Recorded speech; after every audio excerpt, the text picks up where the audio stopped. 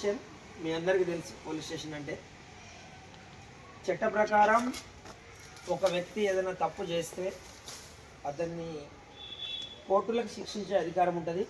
Court దగ్గరికి శిక్షించడానికి investigation అంటే దర్యాప్తు చేసే పవర్ అనేది సిఆర్పిసి పాత ఇప్పుడు కొత్త క్రిమినల్ చట్టాలు వచ్చినాయి. దాని good touch bad touch sexual education అదొకటి. ఇవి రిగార్డింగ్ స్కూల్స్లో కూడా మేము రెగ్యులర్గా కండక్ట్ చేసినప్పుడు చెప్తున్నాం, ఇప్పుడు కూడా చెప్తున్నాం. మీనేస్ ఆఫ్ డ్రగ్స్ అనేది తెలంగాణ గవర్నమెంట్కి ఒకటి టాప్ ప్రియారిటీ పెట్టుకొని దానికి ఈగల్ అని సపరేట్ డిపార్ట్మెంటే పెట్టడం జరిగింది. దానికి అడిషనల్ డైరెక్టర్ ర్యాంకులో ఒక డీజీ గారిని పెట్టడం జరిగింది.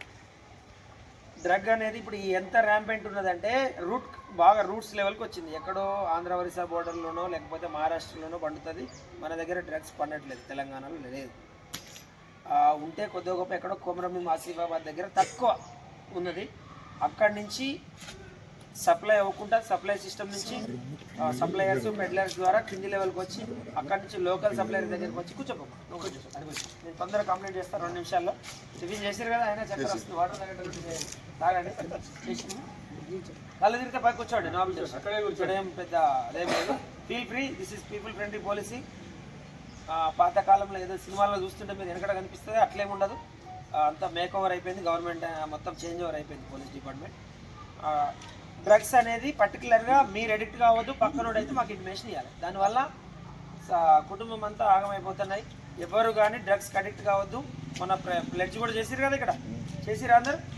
ఓకే, మీరు రైట్ వేలో పోతారా రాంగ్ వేలో పోతారా అనేది మీరు తీసుకునే డెసిషన్ ఉంటుంది. మీరు కానీ అబ్బాయిల అమ్మాయిల మీద కానీ డ్రగ్ సిగరెట్ మీద ఉంటుంది, లిక్కర్ మీద ఉంటుంది, బయట సెల్ ఫోన్స్ బైకుల మీద కూడా ఉంటుంది. ఇవన్నీ ఏంటంటే అట్రాక్టివ్ అవుతుంటాయి. మనకి చూస్తుంటాం కదా, వేరే వాడు పోతుంటే మనం కూడా ఆ బైక్ నడపాలి, వాడు తాగినట్టు సిగరెట్ తాగాలి, వాడు పెట్టుకున్నట్టు కలజోడు పెట్టుకొని ఇన్స్టాగ్రామ్లో రీల్స్ పెట్టాలి, లేదా ఇట్లాంటివన్నీ వస్తాయి. అవన్నీ మనల్ని రాంగ్ సైడ్ రాంగ్ వేలోకి తీసుకుపోతాయి. ఆ వేలోకి పోతే ఏమవుతుంది, మన కెరీర్ అక్కడితో స్పాయిల్ అయిపోతుంది. మళ్ళీ ఒక 10-15 ఏళ్ళు ఏదో డిగ్రీయో ఇంటర్మీడియటో కంప్లీట్ చేస్తాం. తర్వాత మన అమ్మ నాన్న బిజినెస్ ఉంటే అది చూస్తాం, లేదంటే వ్యవసాయానికి పోతూ ఉంటాం, లేదా మెడికల్ షాపు మెకానిక్ షాపు లేకపోతే సెల్ పాయింట్లోనో జాయిన్ అవుతారు.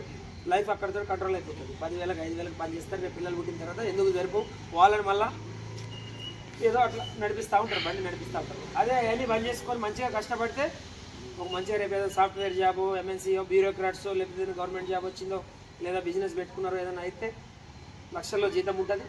మన పిల్లల్ని మనం కార్లలో తిప్పుతాం, పెద్ద పెద్ద బంగ్లాలు కట్టుకుంటాము, హ్యాపీగా జీవిస్తూ ఉంటాం. ఏవేవి పోవాలని మీరు డిసైడ్ చేసుకోవాలి. రెండోది సైబర్ అఫెన్సెస్ ఉన్నాయి, మీ అందరికీ తెలుసు. యూఆర్ఎల్ లింక్స్ పంపిస్తారు, ఓటీపీలు అడుగుతారు, చేస్తూ ఉంటారు. మన పేరెంట్స్కి తెలియక చెప్తూ ఉంటారు, చెప్పకుండా వాళ్ళని కంట్రోల్ చేస్తూ ఉండాలి. ఇంకోటి గుడ్ టచ్ బ్యాడ్ టచ్ అనేది మీ స్కూల్లో స్నేహిత బాక్స్ పెట్టిరా చూసిరు కదా. ఓకే, కాలం ఎక్కడ ఉంది సార్ ఉందా? మీ దగ్గర ఉంది, ఇప్పుడు తీసుకుంటారు. ఈరోజు తీసుకుంటారు, ఈ న్యూ ఇయర్ నుంచి స్టార్ట్ అవుతుంది. మా దగ్గర మా ఉమెన్ పీసీలు వచ్చి తీసుకుంటారు. స్నేహిత బాక్స్ తాళాలు ఒకటి 2 తాళాలు ఉంటాయి. ఒకటి మేము తీసుకుంటాం, ఒకటి ఎంఆర్ఓ గారు తీసుకుంటారు. మా వాళ్ళు ఇప్పుడు పోతున్నారు కదా, వాళ్ళు బాక్సులు చెకింగ్కే పోతున్నారు, ఇప్పుడు ఉమెన్ పీసీలు పోతున్నారు. అందులో ఏమన్నా మీరు ఏమైనా పిటిషన్స్ మీరు చెప్పుకునేది అంటే మీరు చెప్తే మీకు భయం అవుతుంది అనుకుంటే కింద పేరు రాయకుండా అజ్ఞాతవాసి అని చెప్పి ఆకాశరామన్న అని చెప్పి పేరు రాసి కూడా చేస్తున్నారు.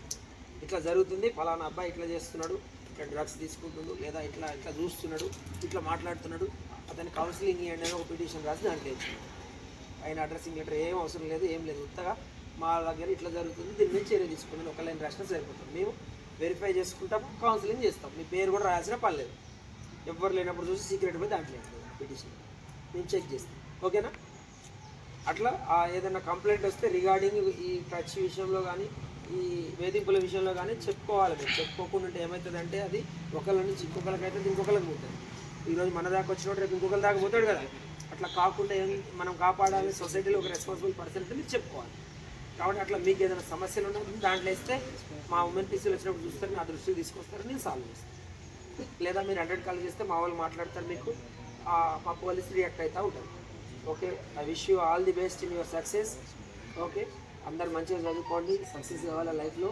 మీకు ఎప్పుడైనా ఏదైనా కెరీర్ గైడెన్స్ కావాలంటే నా దగ్గరికి మీరు మీ అంతటా మీరు వచ్చినా పర్లేదు, మీ పేరెంట్స్ తీసుకొని వచ్చినా మీకు నేను గైడెన్స్ ఇవ్వడానికి సిద్ధంగా ఉంటాను. Thank you one and all. Thank you so much.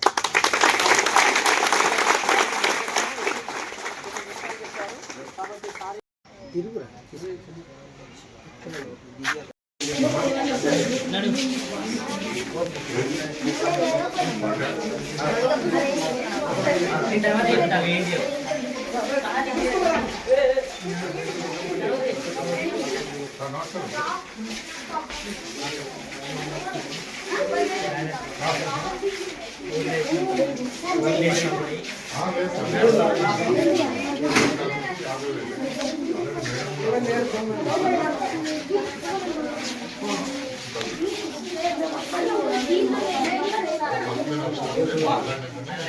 Madam రాసిచ్చింది